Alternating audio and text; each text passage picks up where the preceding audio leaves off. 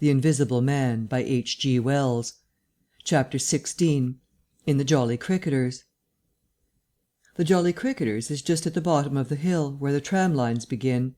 The barman leaned his fat red arms on the counter and talked of horses with an anaemic cabman, while a black-bearded man in grey snapped up biscuit and cheese, drank Burton, and conversed in American with a policeman off duty. "What's the shouting about?" said the anaemic cabman, going off at a tangent, trying to see up the hill over the dirty yellow blind in the low window of the inn. Somebody ran by outside. "Faugh, p'raps," said the barman. Footsteps approached, running heavily. The door was pushed open violently, and Marvel, weeping and dishevelled, his hat gone, the neck of his coat torn open, rushed in, made a convulsive turn, and attempted to shut the door. It was held half open by a strap. "Come in!" he bawled, his voice shrieking with terror. "He's coming! The Invisible Man! After me! For God's sake, help! Help! Help!" "Shut the doors," said the policeman. "Who's coming? What's the row?" He went to the door, released the strap, and it slammed. The American closed the other door. "Let me go inside," said Marvel, staggering and weeping, but still clutching the books. "Let me go inside. Lock me in. Somewhere. I tell you he's after me. I've given the slip. He said he'd kill me, and he will." "You're safe," said the man with the black beard. "The door's shut. What's it all about?" "Let me go inside," said Marvel, and shrieked aloud as a blow suddenly made the fastened door shiver, and was followed by a hurried rapping and a shouting outside. "Hullo!" cried the policeman. "Who's there?" Mr. Marvel began to make frantic dives at panels that looked like doors. "You kill me. He's got a knife or something.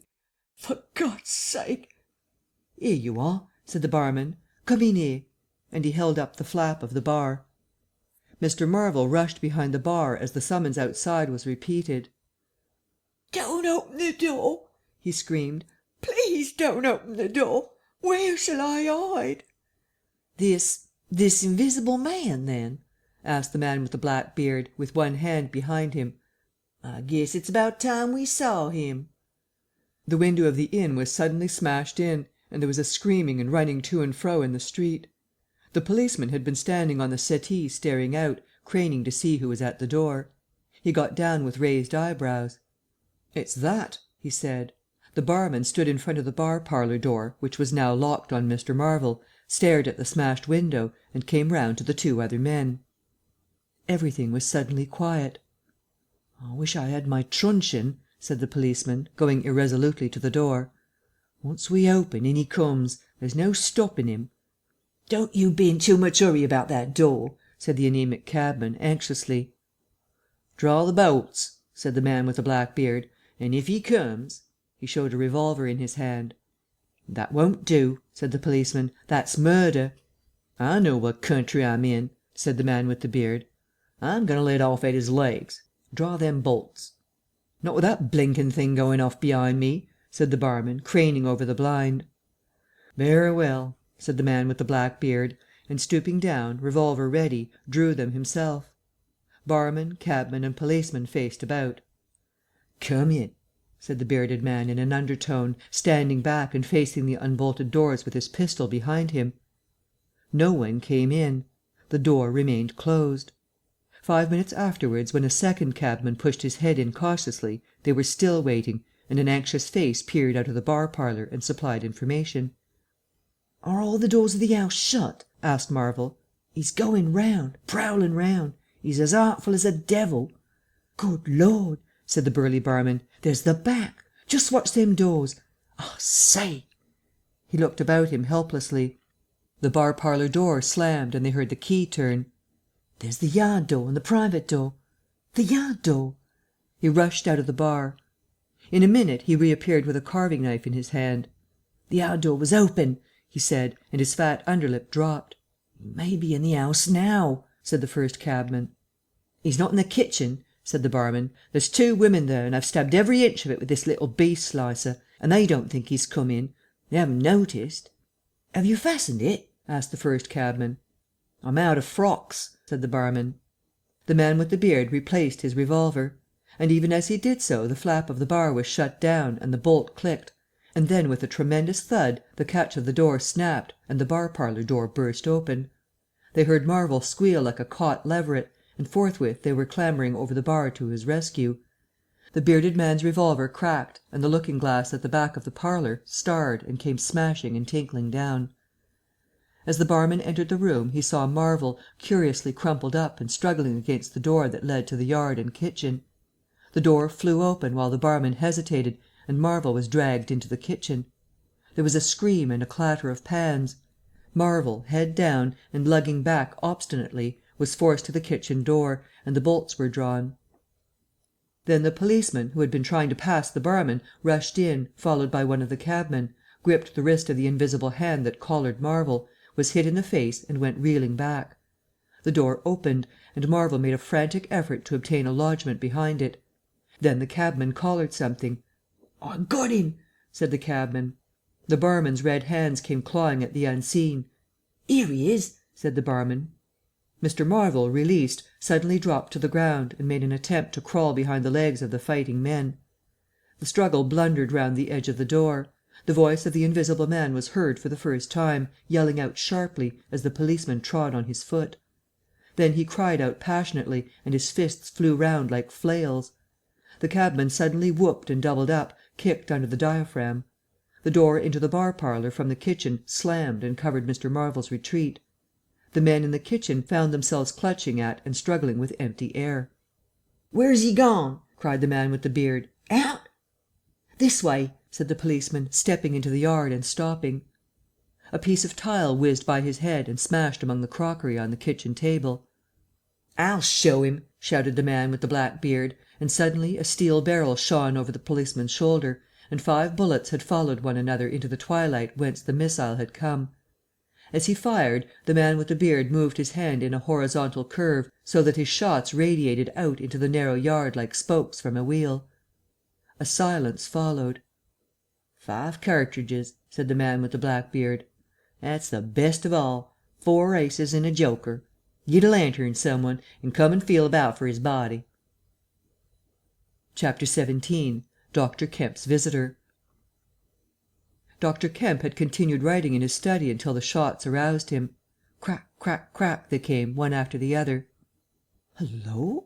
said Dr. Kemp, putting his pen into his mouth again and listening. "Who's letting off revolvers in Berwick? What are the 'osses at now?" He went to the south window, threw it up, and leaning out stared down on the network of windows, beaded gas lamps and shops, with its black interstices of roof and yard that made up the town at night. "Looks like a crowd down the hill," he said, "by the cricketers," and remained watching.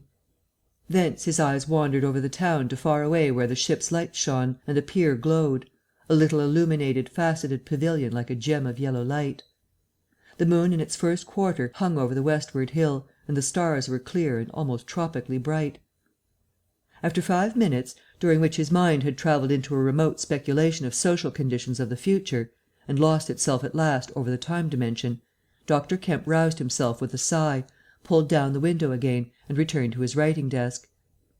It must have been about an hour after this that the front door bell rang. He had been writing slackly, and with intervals of abstraction, since the shots. He sat listening.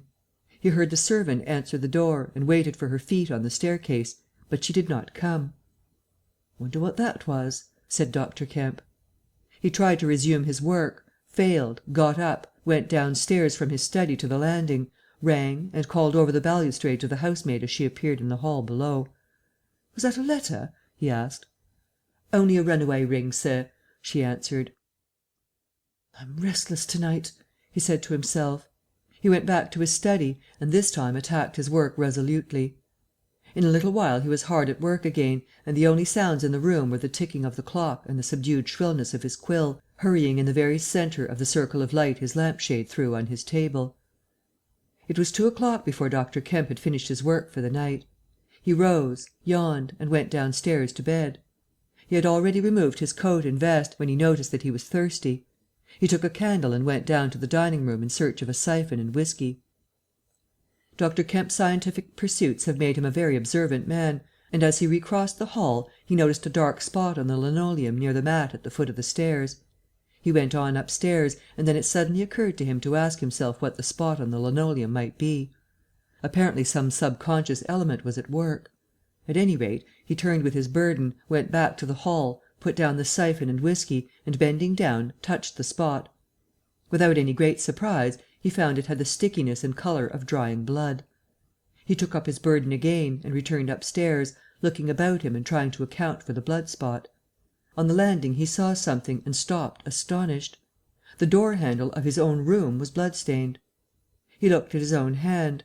It was quite clean, and then he remembered that the door of his room had been open when he came down from his study, and that consequently he had not touched the handle at all.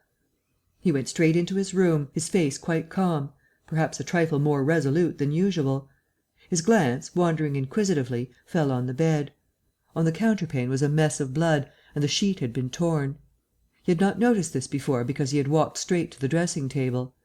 On the further side the bedclothes were depressed as if some one had been recently sitting there. Then he had an odd impression that he had heard a low voice say, "Good heavens! Kemp!" But Dr. Kemp was no believer in voices. He stood staring at the tumbled sheets. Was that really a voice? He looked about again, but noticed nothing further than the disordered and blood-stained bed. Then he distinctly heard a movement across the room, near the wash-hand-stand. All men, however highly educated, retain some superstitious inklings. The feeling that is called eerie came upon him. He closed the door of the room, came forward to the dressing-table, and put down his burdens.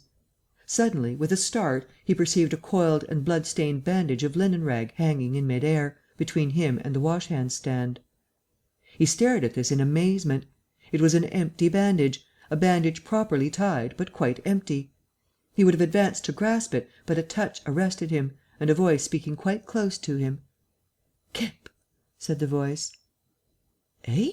said Kemp, with his mouth open. "Keep your nerve," said the voice.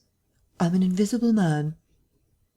Kemp made no answer for a space, simply stared at the bandage. "Invisible man," he said. "I'm an invisible man," repeated the voice. The story he had been active to ridicule only that morning rushed through Kemp's brain. He does not appear to have been either very much frightened or very greatly surprised at the moment. Realization came later. "I thought it was all a lie," he said. The thought uppermost in his mind was the reiterated arguments of the morning. "Have you a bandage on?" he asked. "Yes," said the invisible man. "Oh," said Kemp, and then roused himself. "I say," he said, "but this is nonsense. It's some trick." He stepped forward suddenly, and his hand, extended towards the bandage, met invisible fingers. He recoiled at the touch, and his colour changed. "Keep steady, Kemp, for God's sake. I want help badly. Stop." The hand gripped his arm. He struck at it. "Kemp!" cried the voice. "Kemp, keep steady." And the grip tightened. A frantic desire to free himself took possession of Kemp. The hand of the bandaged arm gripped his shoulder, and he was suddenly tripped and flung backwards upon the bed. He opened his mouth to shout, and the corner of the sheet was thrust between his teeth. The invisible man had him down grimly, but his arms were free, and he struck and tried to kick savagely. "Listen to reason, will you?" said the invisible man, sticking to him in spite of a pounding in the ribs. "By heaven, you'll madden me in a minute. Lie still, you fool!" bawled the invisible man in Kemp's ear. Kemp struggled for another moment and then lay still. "If you shout, I'll smash your face," said the invisible man, relieving his mouth. "I'm an invisible man. It's no foolishness and no magic. I really am an invisible man, and I want your help. I don't want to hurt you, but if you behave like a frantic rustic, I must. Don't you remember me, Kemp? Griffin, of University College?" "Let me get up," said Kemp. "I'll stop where I am, and let me sit quiet for a minute." He sat up and felt his neck. "I am Griffin, of University College, and I have made myself invisible. I am just an ordinary man, a man you have known, made invisible." "Griffin?" said Kemp. "Griffin," answered the voice. "A younger student than you were, almost an albino, 6 feet high and broad, with a pink and white face and red eyes, who won the medal for chemistry." "I'm confused," said Kemp. "My brain is rioting. What has this to do with Griffin?" "I am Griffin." Kemp thought. "It's horrible," he said. "But what devilry must happen to make a man invisible?" "It's no devilry. It's a process, sane and intelligible enough." "It's horrible," said Kemp. "How on earth—" "It's horrible enough, but I'm wounded and in pain and tired. Great God, Kemp, you are a man. Take it steady. Give me some food and drink, and let me sit down here." Kemp stared at the bandage as it moved across the room, then saw a basket chair dragged across the floor and come to rest near the bed. It creaked and the seat was depressed the quarter of an inch or so. He rubbed his eyes and felt his neck again. "This beats ghosts," he said, and laughed stupidly. "That's better. Thank heaven you're getting sensible." "Oh, silly," said Kemp, and knuckled his eyes. "Give me some whiskey. I'm near dead." "It didn't feel so. Where are you? If I get up, shall I run into you? There. All right. Whiskey? Here. Where shall I give it to you?" The chair creaked and Kemp felt the glass drawn away from him. He let go by an effort. His instinct was all against it. It came to rest poised 20 inches above the front edge of the seat of the chair. He stared at it in infinite perplexity. This must be hypnotism. You have suggested you are invisible." "Nonsense," said the voice. "It's frantic." "Listen to me." "I demonstrated conclusively this morning," began Kemp, "that invisibility—" "Never mind what you've demonstrated. I'm starving," said the voice, "and the night is chilly to a man without clothes." "Food?" said Kemp. The tumbler of whiskey tilted itself. "Yes," said the invisible man, rapping it down. "Have you a dressing gown?" Kemp made some exclamation in an undertone. He walked to a wardrobe and produced a robe of dingy scarlet. "This do?" he asked. It was taken from him. It hung limp for a moment in mid air, fluttered weirdly, stood full and decorous buttoning itself, and sat down in his chair. "Drawers, socks, slippers would be a comfort," said the unseen curtly. "And food." "Anything. But this is the insanest thing I ever was in my life." He turned out his drawers for the articles, and then went downstairs to ransack his larder. He came back with some cold cutlets and bread, pulled up a light table, and placed them before his guest. "Never mind knives," said his visitor, and a cutlet hung in mid air, with a sound of gnawing. "Invisible," said Kemp, and sat down on a bedroom chair. "I always like to get something about me before I eat," said the invisible man, with a full mouth, eating greedily. "Queer fancy." "I suppose that wrist is all right," said Kemp. "Trust me," said the invisible man. "Of all the strange and wonderful—" "Exactly. But it's odd I should blunder into your house to get my bandaging. My first stroke of luck. Anyhow, I meant to sleep in this house to night. You must stand that.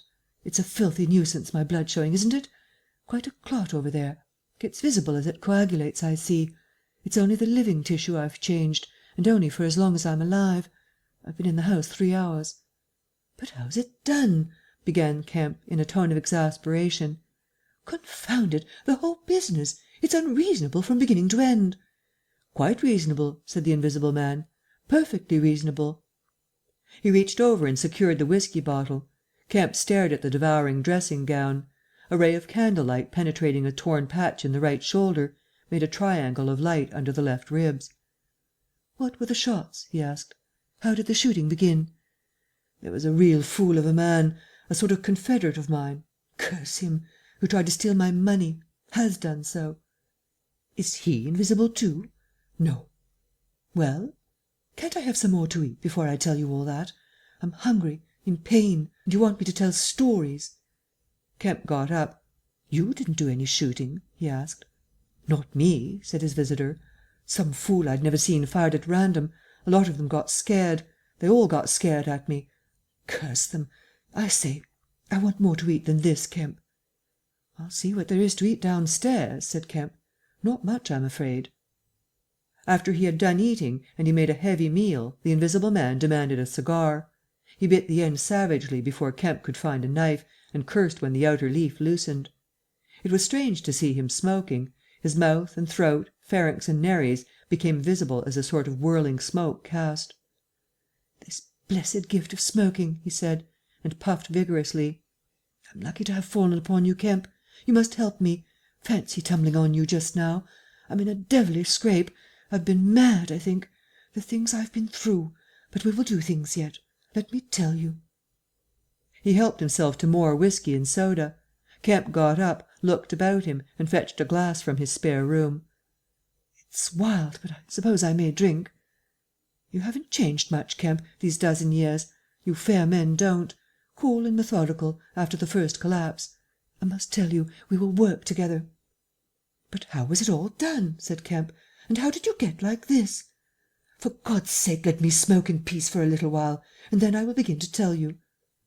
But the story was not told that night. The invisible man's wrist was growing painful, he was feverish, exhausted, and his mind came round to brood upon his chase down the hill and the struggle about the inn. He spoke in fragments of marvel, he smoked faster, his voice grew angry. Kemp tried to gather what he could. "He was afraid of me. I could see that he was afraid of me," said the invisible man, many times over. "He meant to give me the slip. He was always casting about. What a fool I was!" "The cur! I should have killed him." "Where did you get the money?" asked Kemp abruptly. The invisible man was silent for a space. "I can't tell you to night," he said. He groaned suddenly and leaned forward, supporting his invisible head on invisible hands.